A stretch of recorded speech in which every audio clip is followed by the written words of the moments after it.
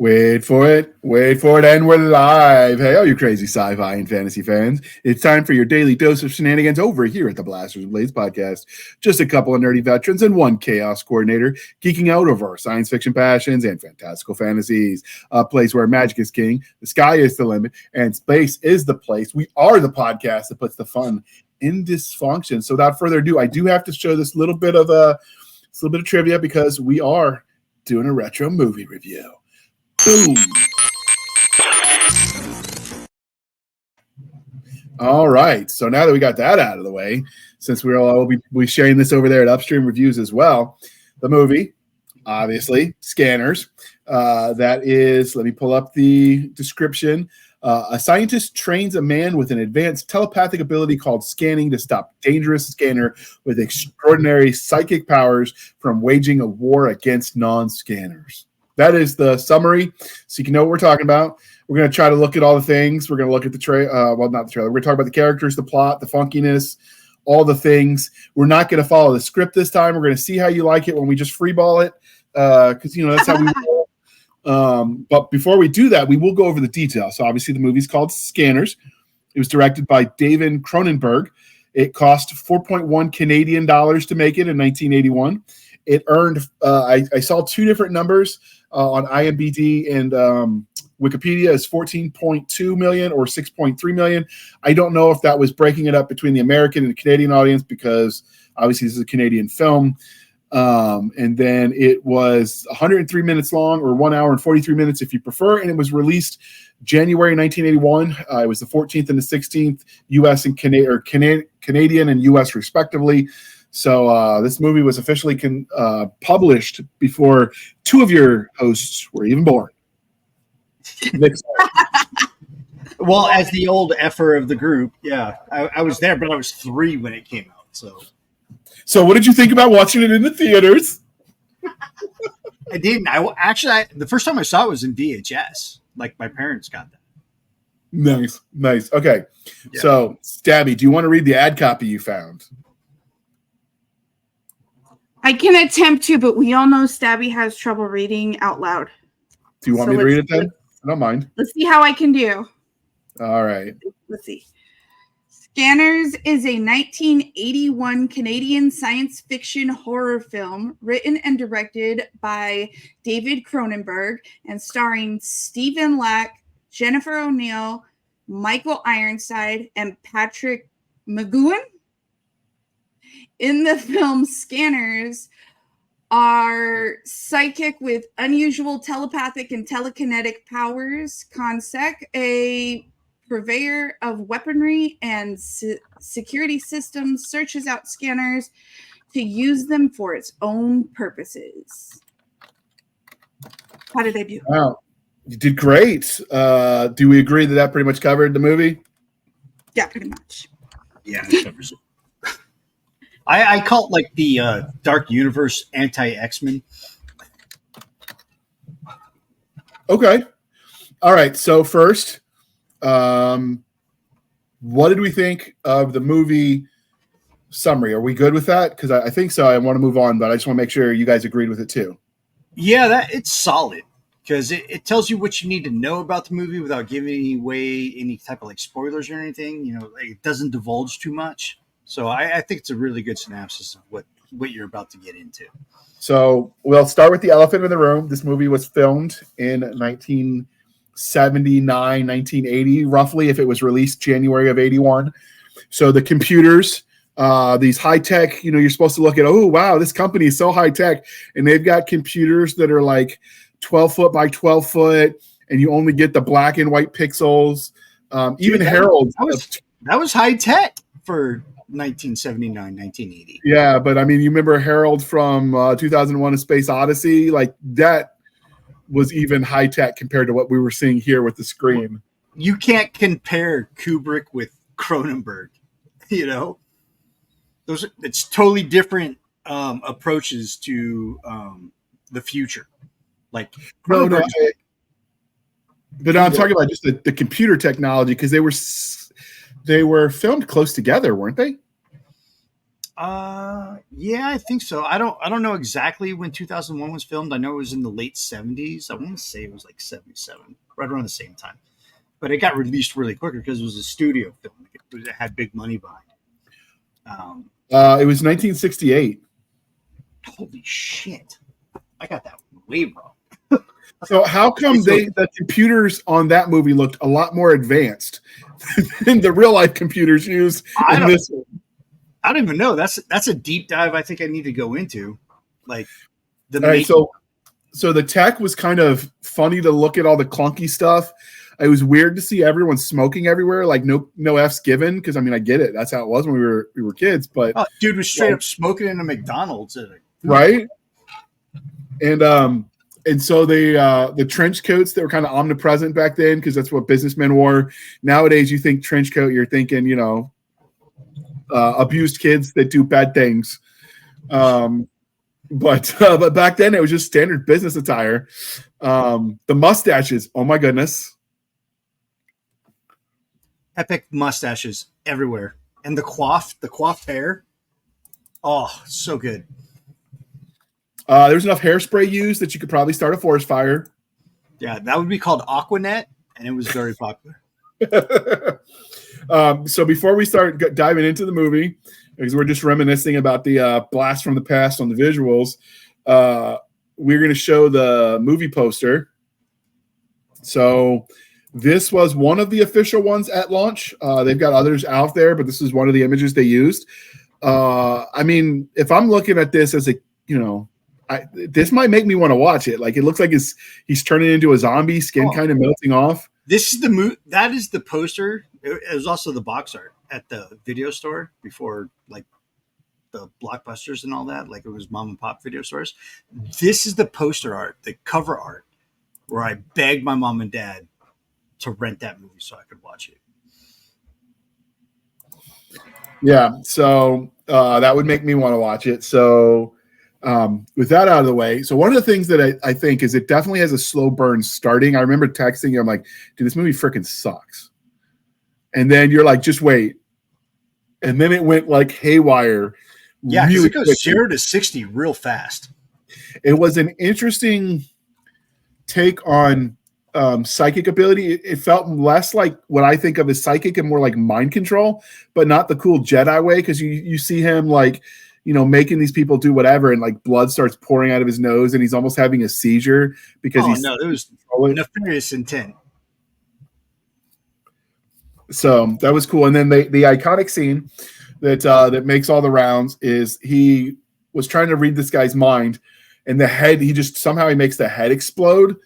I did notice an oddity in that because I think violence, and I'm used to looking for blood patterns, and there was no blood on Revik, the guy that made the guy's head explode. He's just sitting next to him, makes his head explode, no blood on him. Yeah, he wasn't in the scene when the head actually exploded. Like, they filmed that separately as a visual effect, which does lead to continuity errors. I get it. I would say you could get away with that, because if you have that much psychic ability, I suppose you could stop the particles from hitting on you. It's still that head explosion still to this day holds the award, the Chainsaw Award, for best head explosion in a movie. I mean, how many even Tom Savini, the king of Hollywood blood and guts, has said that is one of the best head explosions, and every time he does a head explosion in a movie, he aims to try to compete with the one in Scanners. The other one that I noticed, because I noticed these kind of things in the beginning, you meet the main scanner, that one of the main characters, and he's like, people are talking about him, and he's hearing them in their head, basically calling him a degenerate because he looks like a loser and blah blah blah. Who lets this loser in the food court? And so he causes this girl to have a seizure. And then when she's on the ground having the seizure, because she's like this elderly woman, and from her face is all wrinkled, and suddenly the legs on the ground are like the legs of a young person, and her skirt goes from like floral pattern to white in one of the close-ups. Now I can forgive that. Oh, it was a slip, whatever. But the legs were like, that is not the legs of an old woman. No. So I thought that was kind of cool. Hold on, let me bring up And so that was the main character is Cameron, which is the younger guy, and then the older guy, Revik, who he's going against. So that was interesting. So the basic plot of this is this one guy with the psychic powers goes crazy and he starts using it for bad.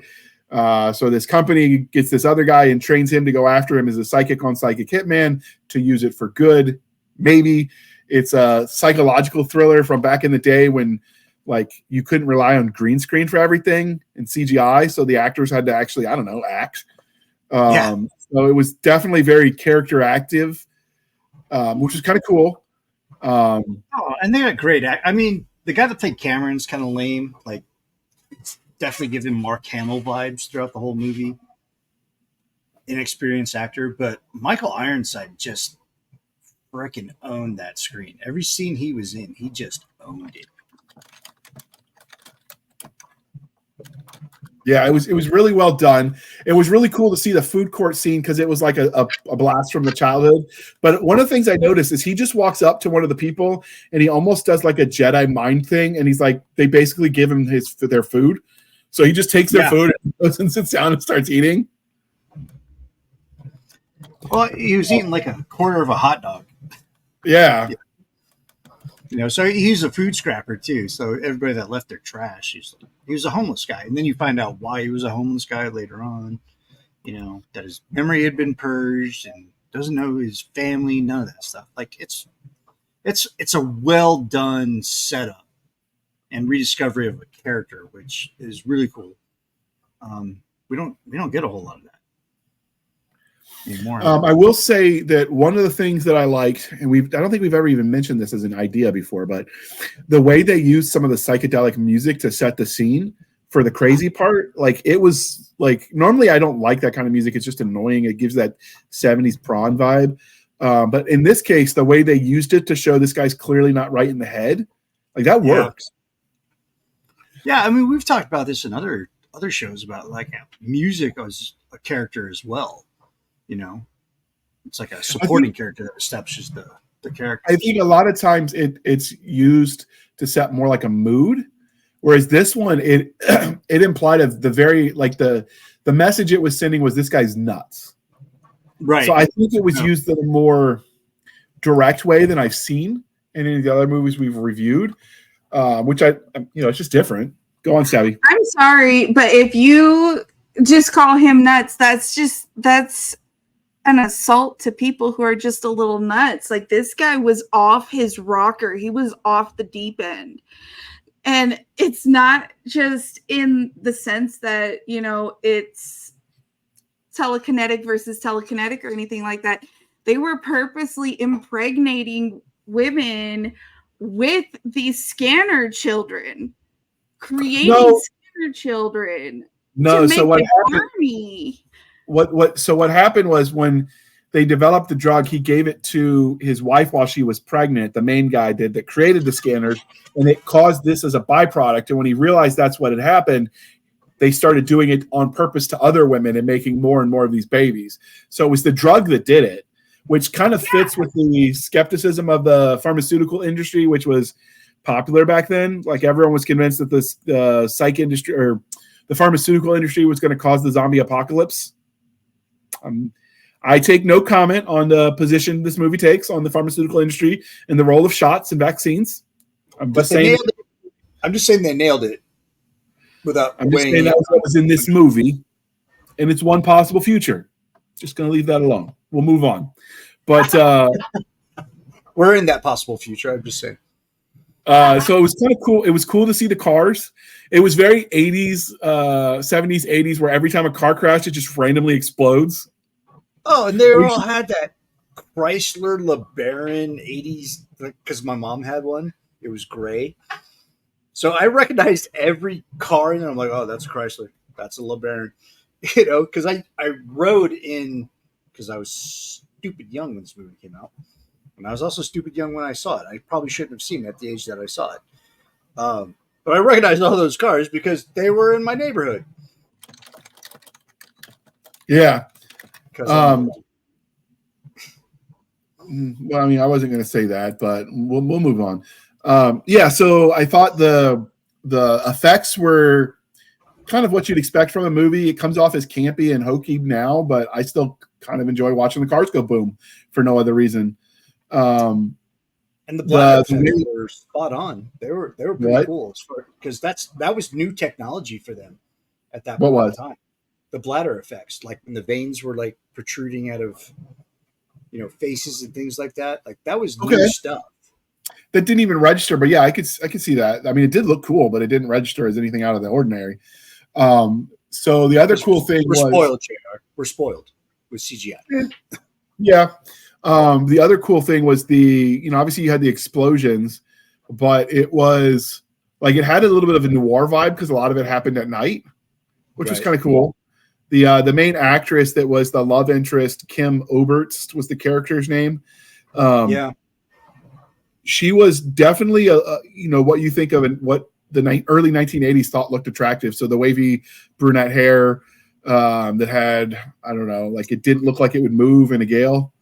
That, and she also had like the rogue stripe in her hair. Like she was like artificially aged in certain parts of her hair, even though she wasn't that old. Because I think she was like maybe 30 when that movie came out.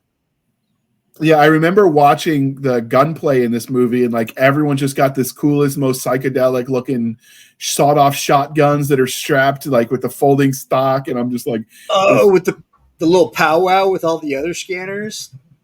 Yeah, I was talking shit about that earlier when I liked all the guns, the look for it, and I'm just like, that's what they thought. Like everyone just randomly had guns. Like it's never really been like that, but like in the violin case too. Yeah, they used that trope. Yeah, but no, the one guy had it strapped inside his trench coat, where it was like folded, and he had the leather holder for it that like velcroed around it. It was so bad. But it was enjoyable. I liked watching the guns, and they just randomly are driving around, like killing people, shooting shit up, and nobody's like, meh. Like it's not even raising the alarm. Nobody around them is reacting to it. Yeah, it's like set in a world of like zero accountability. It's like, oh, okay, so it's a Thursday. Got it. Like it was so on the point of the nose. It's just like this is normality in this world where that stuff happens. Nobody even blinked an eye. They're like, oh, okay, it's just random gun violence. Got it. Yeah, and so they made a point, and I don't know if this was intentional, that people, because they didn't understand the scanner ability, they thought that they were crazy, and they didn't realize because they never learned to control their gift. And then all the scanners, when they're gunning them down on the scene where they're hunting the good guy scanners, they just want to make the world better. When they're hunting them down, they're riding the short bus that literally says school bus on the front. Yeah. And I wanted to know. I wonder if that was, us looking back because of the implication now, or if that was a joke even then. I don't know. IMDb has a really good trivia section. I think I'm going to have to go do a deep dive in that to see if that was like the message they were trying to send, or if it just they, through happenstance, they just kind of stumbled upon it. But those are really cool scenes, though. Yeah, I mean, I enjoyed it, like I said. And if you know how to, if you Stabby, I know you do research while we're doing. If you find any scenes or like film scenes you want us to show, let me know and I'll download them. But like some of the pistols that they had this guy using were just like weird. Like they had Revik's character use a pistol that looked like it was just two barrels glued together and it wasn't even a real gun. And then just randomly the security at Consec, the enemy, well, the bad guy pharmaceutical company, they're like just all walking around strapped. They get a kill order from their boss as rent-a-cops and they're like, yeah, I got it. We're going to go kill this guy. Dude's rocking in 1911. Right. And like I worked as a rent-a-cop for a company when I was between deployments. Like the idea that I'm just going to go take out a hit for boss because they're paying me like slightly above minimum wage was just ludicrous. So it was just like some of the over the top like 1980s stuff. The main character Revik, here's Johnny, that guy, that character. Different guy. Yeah, that it gave me those vibes. Yeah, Michael Ironside's built a career on being a villain. But then, like in the late 90s, you know him as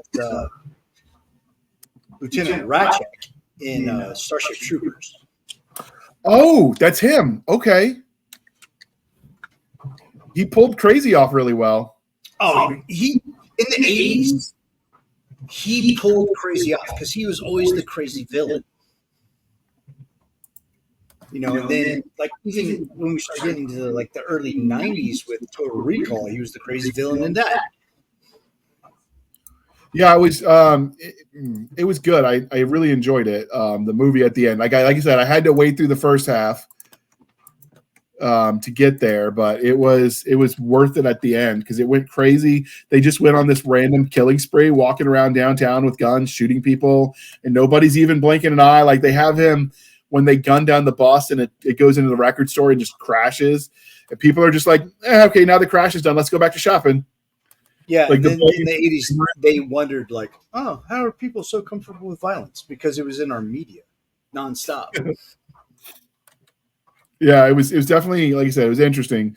It's not probably the techno thriller, sci-fi horror thing is not really my shtick. I probably wouldn't have watched this on my own, but I didn't hate it. For a Cronenberg movie, it's really good. I don't follow media the same way you do, so I couldn't tell you who the director is on most shows I watch. So I like the Cronenberg means nothing to me. What is he like famous for? He makes a bunch of what they consider schlock cinema. So it's meant to like offend. It's meant to get you to clutch your pearls. Like Cronenberg did The Fly, you know, with Jeff Goldblum. Like that's a Cronenberg film. So it's going to be it's going to be over the top violence. It's going to be there's some things that'll make you actually think about shit. It's probably going to be gross, you know, like with an exploding head or a dude being lit on fire, and it's going to give you a twist, just like with this movie, the twist at the end, which hell, I'm just going to spoil it because it's been out for like 40 years. 43 years specifically. Correction, 43 years. You know, Cameron, when he was being lit on fire by Resnick or whatever, switches bodies with the guy. No, it's unclear. So either A, he switched bodies because they said, I'm going to consume your brain and absorb you.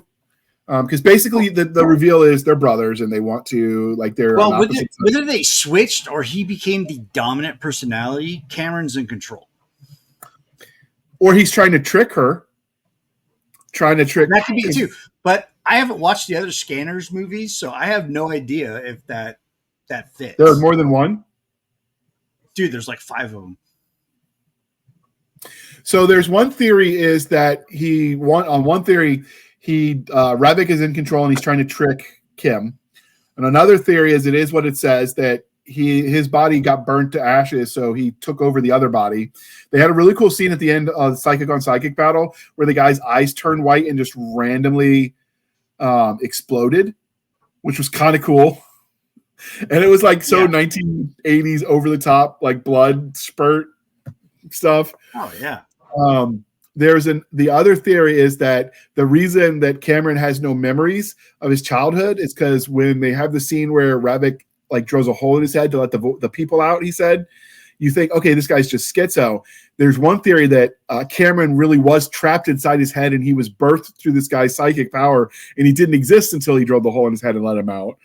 So there's all kinds of crazy fun theories if you dive into this. And you could spend hours upon hours as people try to parse what everything means. And they're pulling quotes to like, they're not just pulling it out of their backside. They're like, he said this, so that could be because of, you know, right? It's so ambiguous. I hate that in a movie. I want you to wrap it all up in a nice bow, but that just was not in vogue back then. So I'm a sucker for it. Like, I've never been one to really like sequels, except with certain movies. So, and a lot of them revolve around 80s and 90s, or I should say more 70s and 80s movies that I like their sequels.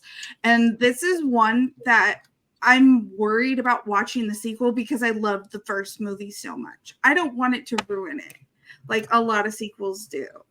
And so I haven't taken the time to even watch Scanners 2, let alone 3, 4, or 5. But like I've always loved Scanners 1 since the first time I watched it. And I literally I had my niece and my son watching Scanners, their first time watching Scanners with me tonight. And I was like, you guys got to pay attention. You guys got to pay attention. This is the best head explosion of all time. You have to see this head explosion. So I was very excited to have the 14 and 16-year-old watching Scanners so they can see a head explode. This is the opening scene that you were talking about, JR. I've never seen anything so disgusting in all my life. I'll tell you something. He's staring at them. I think he's looking at us. I think we're being picked up. Oh, it's too awful. Can you believe it? I don't know how they can make creatures like that in here. Really.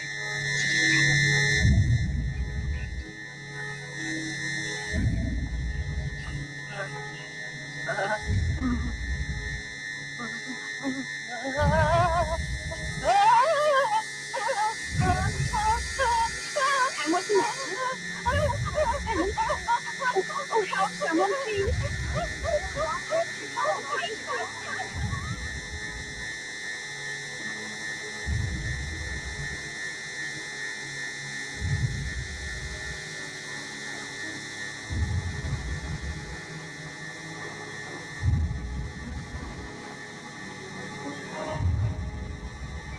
See the color is straight on the skirt and the legs It don't wasn't look. a different color skirt, though. It was her slip. You were seeing her slip. Okay. She was wearing a slip under the dress because when she initially lays her down, you see her slip kind of poke out from under the dress. It was her slip that you were seeing. And it looks like she's wearing those tights, the legs with 2 G's tights that all of our mothers owned. And it owned a pair in my life. They actually smooth out all of your skin. They're so tight that those pantyhose, they smooth out your skin. So you wouldn't know if it was a young girl versus an older woman. But what I will say about that scene, that it kind of made me laugh initially because when she first starts making that noise, I was like, she sounds. I thought I was going to see a titty. No, she sounds like the ghost, the ghost from Beetlejuice when they're trying to scare Mrs. Deeds when they have the sheets over them and they're all and it makes me laugh every time. Yeah. I really shouldn't laugh, but it makes me giggle. And then also because I was born with the seizure disorder, when I saw her going into the seizure and they shoved something in her mouth to keep her from swallowing her tongue, that also made me laugh because at that point I knew I couldn't swallow my own tongue when I was having a seizure. So it always makes me laugh when they do that, when they put something in her mouth. Like, no. This is one of my favorite scenes right here, though.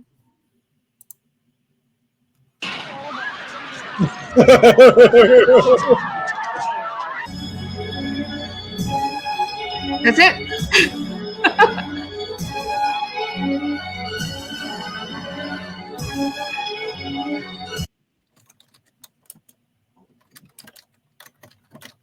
And then I think I also sent you the official trailer.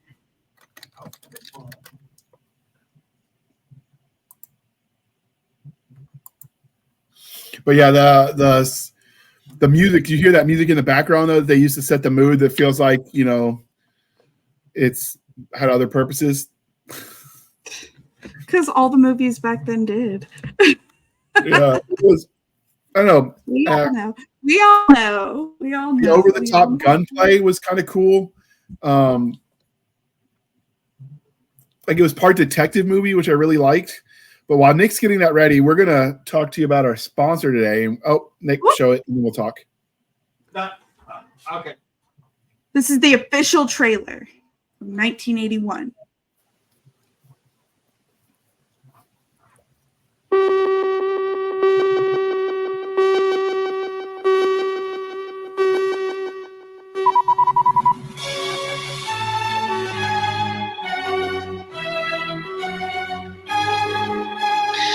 I would like to scan all of you in this room, one at a time. I must remind you that the scanning experience is usually a painful one, sometimes resulting in nosebleeds, earaches, stomach cramps, nausea, sometimes other symptoms of a similar nature. At this point, I'd like to call for volunteers. Fine.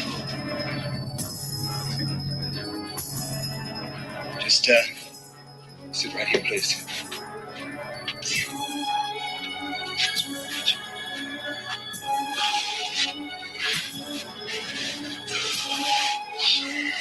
Now, I'd like you to think of something specific. Do I have to close my eyes? It doesn't matter. All right, yes, I have something.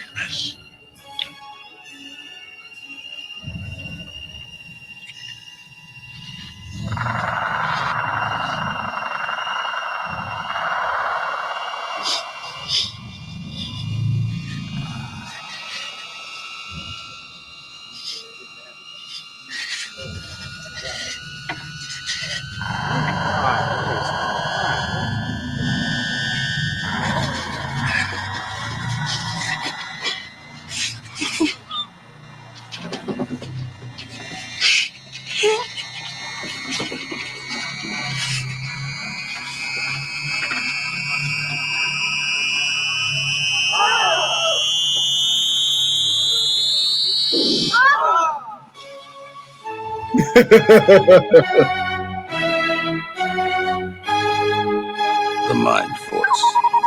Scanners. Their thoughts can kill.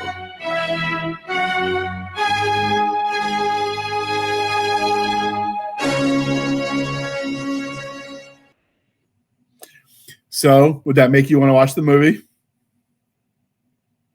You got to unmute, Boomer. That hurt because that's 20 years before me. But yeah, that definitely would make me want to see the movie because, like, especially when you're young, it's like, oh, that dude's head just exploded. That's awesome. I want to see that. Yeah, I don't know. It made me want to watch it too. I didn't see the trailer before we watched the movie, but yeah, that was kind of cool. It's just pacing in movies was different back then. I think because people had a longer attention span, they didn't want the action like nonstop from the beginning. You could build a plot up in ways that modern movies. I don't know if the audience wouldn't do it now or the movies just won't. I got chicken or the egg kind of thing.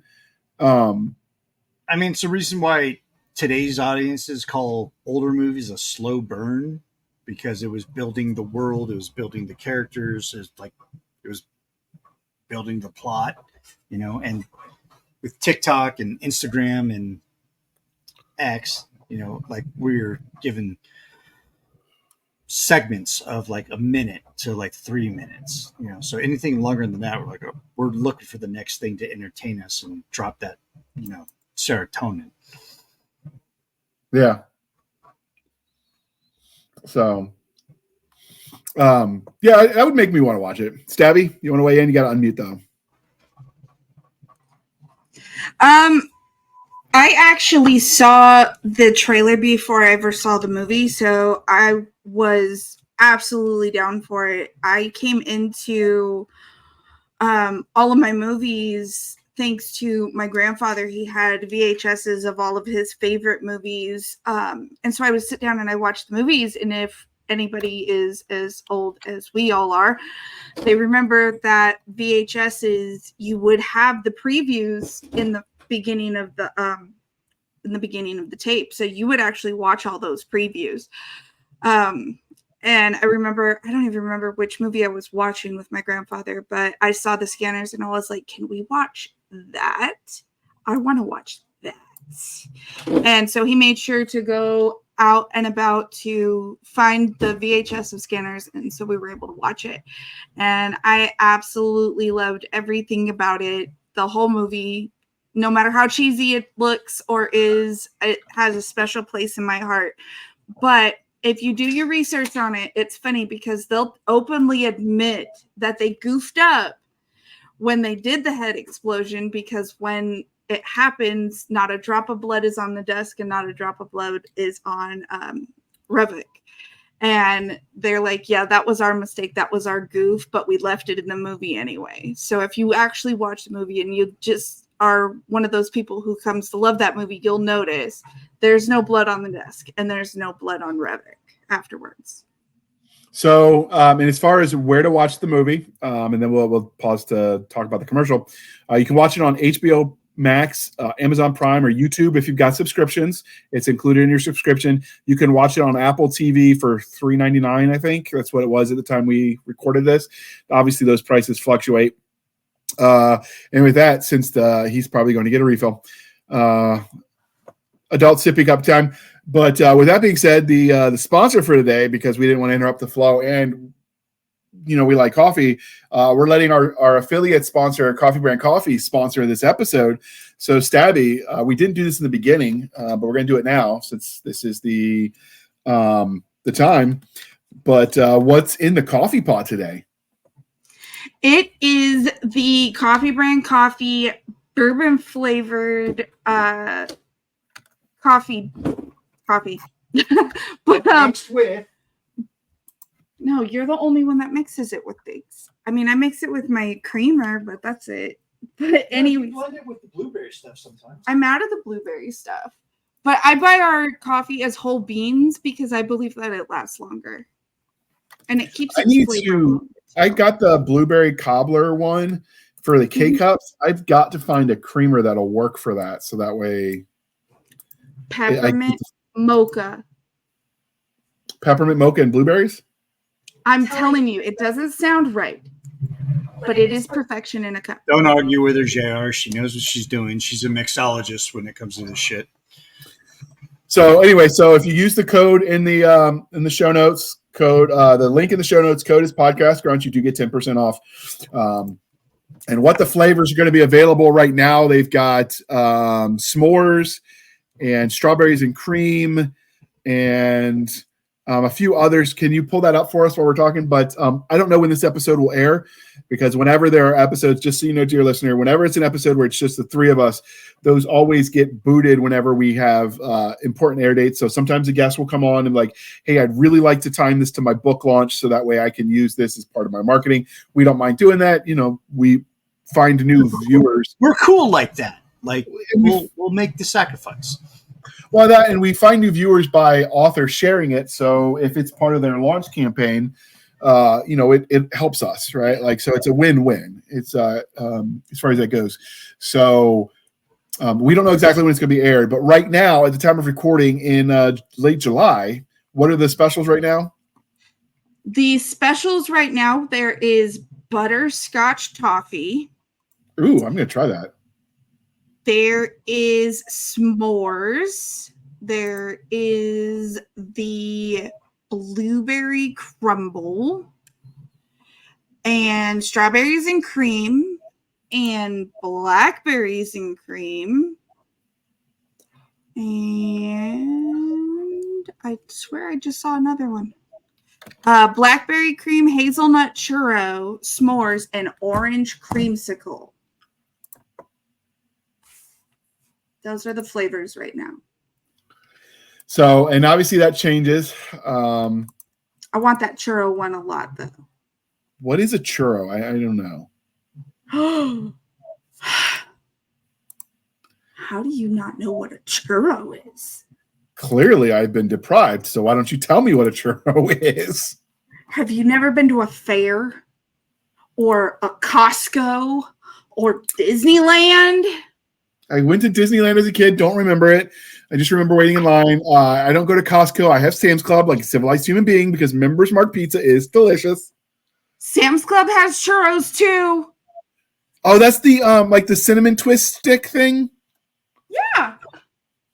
They used to sell those at Taco Bell. The cinnamon twist, just instead of it, they're smaller pieces. Yeah, I don't know. Like it's crunchy and cinnamony, so yeah, it's cool. So if you're getting an actual churro, because the ones that Taco Bell are like deep fried, they're like really crispy and crunchy. They taste like a churro, but they're not quite a churro.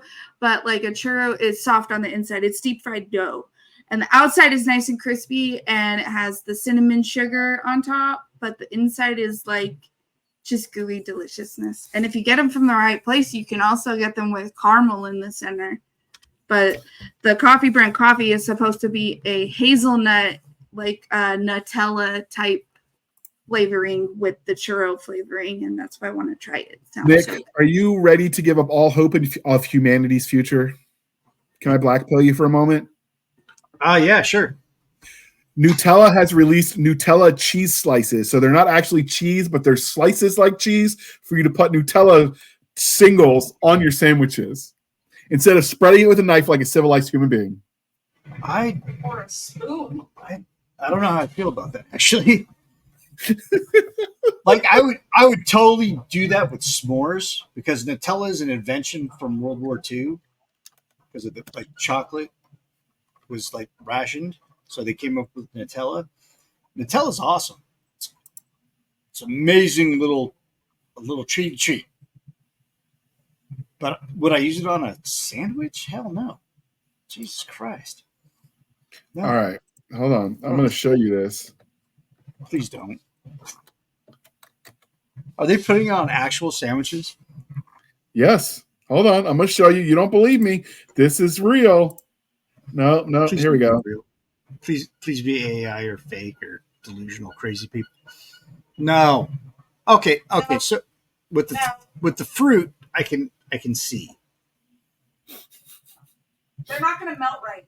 But we're not throwing it on an Italian sub. You know, we're not throwing it on a hoagie. Nope. That just doesn't make sense. Use a freaking spoon or a knife or something. So I sometimes will trigger just your listeners so you can see we've got a chat with just the three of us where we plan episodes and whatnot. And sometimes I torture Stabby and I send her badly done Italian dishes and she threatens to cut me and to fly out to Virginia to cut me. I have been told that she knows people who know people and she could make me disappear if it's too terrible. Stop telling people that. Anyway, but yeah, my FBI agent already has enough issues with my Google searches. Like, stop telling people on the internet that.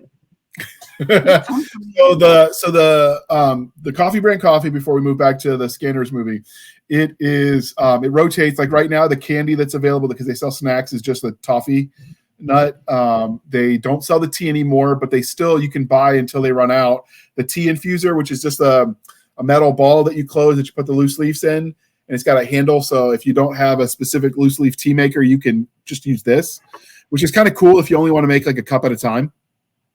And then you can steep it how long you like because some of the tea infusers, like you set it and then you set it on top of the cup and it'll drip, but you can have it soaked for as long as you want. Others automatically soak it at a certain speed. So if you want your tea weaker or stronger, you're kind of SOL. So this would let you to control that. And they still sell those. They're still selling their burr grinder. If you want to get a fancy coffee brand coffee grinder. Stabby's old school. She just uses the blender. And then sometimes she gives a mallet to Nick and he just has to get a hammer and just wail on it. But how do you think he gets those biceps? I'm just saying she puts them to work. No. Stop lying to our listeners, JR. Oh my God. All right. I have a bullet blender, and one of the cups for it is actually a coffee grinder. It literally says coffee grinder on it. And that's what it's for. Stop lying to people. Anyway, all right. So back to Scanners. I'm sorry. I can't take you guys anywhere, not even just into the office. Like, what the heck? You would need, well, anyway, sometimes the side jokes that we put on the side, Nick and I, to make Stabby Stop. react Stop. are hilarious. No regrets. Anyway, so scanners. So like I liked the way the angles were filmed, the lighting. I mean, the cameras weren't as good as what we have now, but they did a lot with what they had. So the lighting definitely had the mood lighting, the standard, out at night, but under the silhouette of a street light. They definitely had the inner city, 1980s vibe look to it that every movie that's supposed to be in a city has. It looked grimy. It looked like a grimy city, which I just thought it added to the aesthetic of the film. I mean, if you didn't know better, that could have been a Gotham set. Oh, absolutely. I liked the fact that like the attire was just like a blast from the past. So like those suits with the boxy shoulders, it was interesting. Some of that fashion is making a comeback, and I'm just like, please no. Please let it die. Right, leave it in the past. We fought so hard in the 80s and 90s to kill that, and like, what the hell, man? For you young people listening, they have this thing called a mall, M-A-L-L. It's a building that has a lot of smaller stores inside of it where you could go shopping. They had one of those. I know most of them are dead these days, but it was kind of cool to see that. I remember getting like, a couple bucks from my parents and walking around the mall and then hitting up the arcade and the food court. Oh, sorry. So I said earlier in the show, my niece is here. I was explaining to her because she was wearing a pair of jorts, jean shorts. And I was like, listen, we did the really thin eyebrows. We did the foundation that you just put on with your hands, not all this extra steps that they have us doing for makeup now. I'm like, we did bell bottoms and baggy pants that drug through the rain. We did all that so you guys wouldn't have to. Stop trying to bring it back. Just stop. And we had her watching Scanners, and she goes, shoulder pads are coming back, Oh my goodness. Please no. Not in my house. Not in my house. Just no. Don't do that to us. Just nope. Shoulder pads. Of all the things to bring back. You could have brought back blue eyeshadow or little butterfly clips in our hair. No, you want to bring back the shoulder pads. Right? I'll take Trapper Keepers all week. Don't bring back the shoulder pads. Next thing you know, we'll have pocket protectors again. It'll be a whole thing. Like, let's just not. If we're gonna go retro. I also want the all famous Chuck Norris Karate Studios, because those were cool. I mean, if we're going old school and we're bringing back shit that's long dead, I'm just saying. Nick, but yeah, so it was kind of cool to see like some of the old staples we grew up with, which was kind of neat. It was definitely like the city vibe was a lot different than what you see in hopeful futures, because everything like Nick said was grimy and dirty. The guns were cool, definitely giving you like 1980s action film vibes, which I guess fits because this was filmed in the 1980s. I like some of those guns. I don't know if they would work the way sometimes the powerful shotgun has no kick and the other guy's getting knocked. Like, it's just, there's no rhyme or reason to the ballistics. It was just kind of whatever the actor felt like doing, which was interesting. Nick, you looking up something?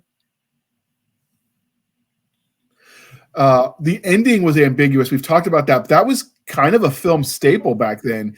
It's the no clear-cut ending, so you could talk about it and you could have 4 people watch it, come up with 5 plausible endings, and all of them could be backed up by the movie. That was like they wanted to leave you think. Like, that was the director's goal a lot of time, was to leave you thinking when it was over. Right. Let it live rent-free in your head kind of thing. Like, there's, I don't know, like, I don't mind some of that, but too much of it, it's just like, why did I just waste my time? There's a line there. I don't know exactly where it is, but I'll know it when I see it, Yeah, this is definitely one of those movies where it kind of presents that line. Yeah, I definitely was on the Reddit forums tracking down people's opinions on the ending because I was like, what the heck, people? It was overall a good movie. Aside from the blood angle, like I let young kids, well, depending on how they take scary, but I mean, I'd see no problem just by content with a 10-year-old watching it if they're not easily frightened. So that is the cool part about going back to the older movies is you don't have to worry about what your kids are being exposed to. Right. Which was nice. So I don't really have anything else other than the tech was kind of interesting. I don't think I've ever seen the angle with the computer. So in this one, like the psychic was able to psychically read the computer because it has a nervous system too. I don't think I've ever seen that take on man and machine like that. That was like some Warhammer K future level stuff right there. That was really cool because they were talking about like nervous systems and then compared it to like a computer that it has a nervous system. And I'm like, man, I've never thought about that before. And I'm actually shocked I had to watch it today because I missed it the other dozen times I've seen this movie. I was like, oh, wow. Okay. When we know we're doing a review, I feel like we watch movies probably a little bit differently. You're paying more attention because you're like, oh, I'm going to talk about this or I'm going to talk about that. So I think that definitely makes a difference, which obviously can change like how you enjoy a movie because you're watching it, but you're also watching it to analyze it. Right. Overall, I felt like this was a time where it was rare to get a movie over 2 hours, so it didn't feel like it was a commitment to watch. I think sometimes the longer movies are longer just to be longer, and it doesn't really add anything.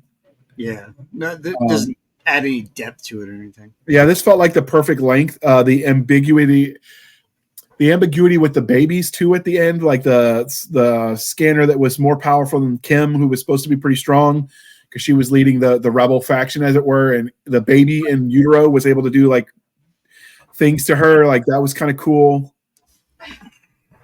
It was weird to see construction before they had the shatter-resistant safety glass because they're just all like you're expecting the ghost scene where the glass shatters and it just will crush into you and kill you because it's large panes of glass instead of the safety glass.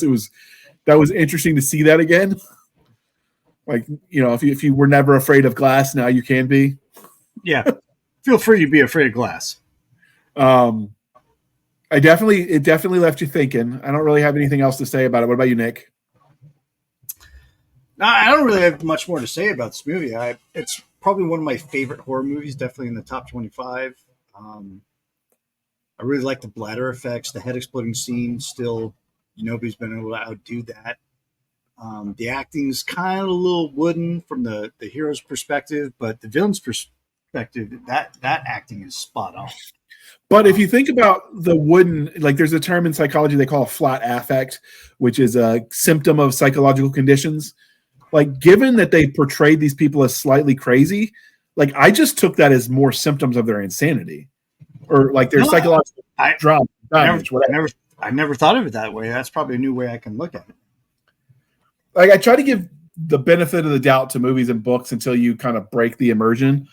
And I don't really think they broke the immersion here. I liked, for instance, the art scene because like on a digital age where everyone wants to make everything with AI, like see this guy making physical art with the clay and having art shows where people are going and actually buying art that looks not like someone just threw paint at a canvas to get tax exempt, transfer of like money. Plaster and like other but there was like it was cool stuff. Yeah, like he had one where it was trying to show like the mental health thing. Now we're analyzing the art in a movie that was probably not intended to be looked at, but like it's a picture of a guy screaming and then like strings are coming from the head linking to all these like crazy devil like images. Like that was just considered normal art. Like it was definitely reminded me of Beetlejuice, the art that the new age art from the 80s when they redid the house. Yeah. But it was like it was art you'd want to go to a museum to see just because it makes you think. It isn't like the white canvas with one red dot and a black slash and a blue wave or whatever nonsense. The abstract BS. Yeah, this was like not really. I don't know what you'd call that art, but it was like I actually paused the movie to check it out to look around the various art installations they were showing because it just looked cool. Yeah, it was cool stuff. And they probably just filmed that at an actual art installation. It was Probably. you know, it wasn't like it was supposed to be anything. That was just supposed to be a normal art show. And it just shows you in some ways how far art has fallen. Right? Like you know, when you look at that compared to what you see at art shows today, and I'm like, is it though? So with that out of the way, we will link to the movie. We will link to all the things in the show notes. If you want to recommend movies we should review, be sure to do that. It helps if you tell us where we can find it, because some of these movies are out of production. So it helps if it's like HBO, Netflix, whatever. It's streaming platforms. If that's available, like we did with the Monster thing on HBO or on Apple, like I did a trial subscription to watch that. So like we're willing to do that if you give us some recommendations. So dear listener, if you got anything you want us to review, Lady Hawk is still on there. We've got to track down a copy of that because we promised that listener we would review that one. That's one of my favorite movies, man.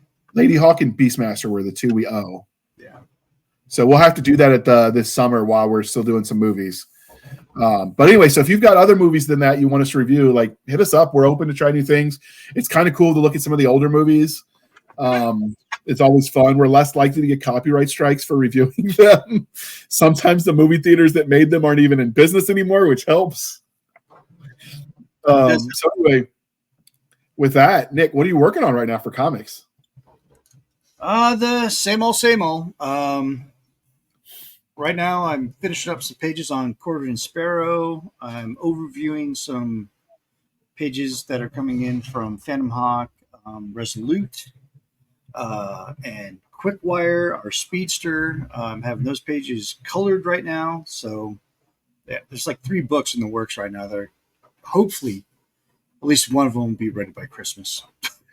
So I am still working on, so the Ghost Ship Derelict just released as of recording 2 weeks ago. So if you haven't checked it out, check it out. It's a fun book. David Hensley and I wrote that. At some point, we're going to do an episode where we talk about that one, but he is in summer season for his job. We realized, temper your expectations because we're not rapid releasing that. So it'll be a couple months before book 2 comes out. We're halfway done with book 2 though. We'll talk about this. I had written book 1 is one of my first novels, and it needed a lot of work. It was all action, straight up, no breathing room, just nonstop from 0 to a drop at the end with the action. So, and my Navy was a little too Army for that side of things. So David we're pacing it differently, adding completely new scenes. So if you read the first one, you might recognize some of it, but it's going to be a completely different novel. But so the second book is already written on the first draft. So Dave's doing the second. I just finished edits on book 1 of the Wargate series with James Ward. Got contracts set with the estate, so we're good there. I am halfway through the second novel. I paid for Dragon to get it back, and I'm rocking that.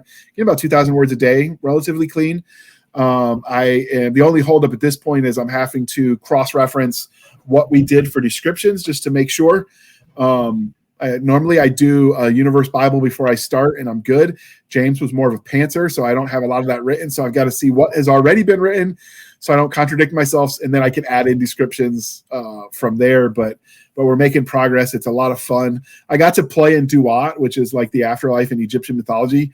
I sent a guy to hell basically and had him come back, which is kind of cool. Yeah, do it. Yeah, it's one of those things where it shouldn't happen, and I'm cross-referencing the religions, which makes it interesting because like we're playing with the ancient Egyptian religions, but it's a U.S. Army unit, so you have some Jewish people, some Christians, some Muslims, and I'm trying to respect all of their faith belief systems as the characters would believe it. So there's going to be some like butting of heads because like if you're Christian or Muslim or Jewish, you're going to see the ancient gods as angels or demons. If you're worshiping the ancient gods, you just accept that, there are many gods. So it doesn't really bother you that people worship others. And then there's going to be some butting of heads as they cross streams. So it's kind of been fun, but it also is a lot more research now that James, so it's a little bit slower than I'd like. Because when I was writing it with James, I'd just call him and he knew all the answers. and now, unfortunately I'm having to do that research myself. So it's a little bit slower, but I'm making up for that with the Dragon. So that'll be coming out. My goal is to have By the time school starts back in September, the book 2 will be done, and I'll hope to finish book 3 before Christmas. From there, it will be turned over to the publisher. I have assurances from Wargate Publishing that once I give them the trilogy complete, that it will get priority of placement, because we're, James had let his life insurance lapse. Unfortunately, that's a life lesson. Make sure you take care of your family when you're going to go. So as sort of, us looking out for our fellow creators, and the guy that sort of paved the way for us new guys to write that kind of stuff, they're going to try to prioritize this one so we can get sales coming in to help out the widow, which I think is commendable. I've got nothing but nice things to say about Jason Onspach and Nick Cole and what they're doing for that. So that'll hopefully come out either the end of the year or early 2025. But I've already got the first one written, re-edited it to narrow it down to a trilogy. James had ideas of them hopping from every pantheon known to man before we brought them home, and I just don't have that base of knowledge. And if I tried to do the research for it, I would probably have fun doing it, but then you'd see me in a decade and I haven't written anything, and my hair is all like white, and I'm that that meme of the serial killer. So that's just not cool. That's not how you get content out. So I'm narrowing the focus a lot, but that should be coming out at the end of the year. So, Stabby, what are you reading? Anything you can talk about on a family-friendly platform? I am on book number 56 in the last 2 months, and it is a mafia romance. I'll leave it there. Nice. All right. With that being said, you can find us on our Linktree, linktr.ee, Linktree/Blasters and Blades podcast, where we link to all the things, the bits, shoots, the rumbles, the YouTubes, the TikToks, the Twitter. We have an email, blastersandbladepodcast@gmail.com, for professional purposes only, people. We have our Facebook page and Facebook group. And more importantly, we have Mountain Stabby Stab on the Instagram, Twitter, and email. So if you got hate mail or you just want to cause hate and discontent, rub the shenanigans around, whatever, she's here for it. She will make you cry, and we will all laugh with you, not at you. We link to our website over there on podcaster.spotify, blah, blah, blah. It's gobbledygook. Just go to Linktree, look for our Spotify link. You can probably also type in Blasters and Blades podcast and Spotify into a search engine and find us. If you do find us and go there, you can support the podcast for as little as 99 cents a month. You can help keep the lights on. These episodes aren't free to produce, and every penny helps. Or you can support the show more directly at buymeacoffee.com/author J.R. Handley. Again, buymeacoffee.com/author J.R. Handley. Be sure to put in the comment section that it is for the podcast, and I promise I will keep my co-hosts duly caffeinated. They will drink that coffee brand coffee until their bladders explode. I had to do that because Nick talked about the blood bladders today. I just had to.